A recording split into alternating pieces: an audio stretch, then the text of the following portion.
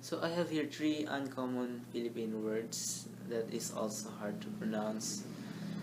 And number one is na nakakapag nakakapagpag bag nakakapag nakakapagpagaba ha nakakapagpapagabag nakakapagpapagabag. This means you are worried, for example, on exam. Nakakapagpabagabag ang pagsusulit natin yan. And number two, kumakalabukab. So this is so uncommonly like kumakalabukab. And in sentence, kumakalabukab ang palaka. Number 3,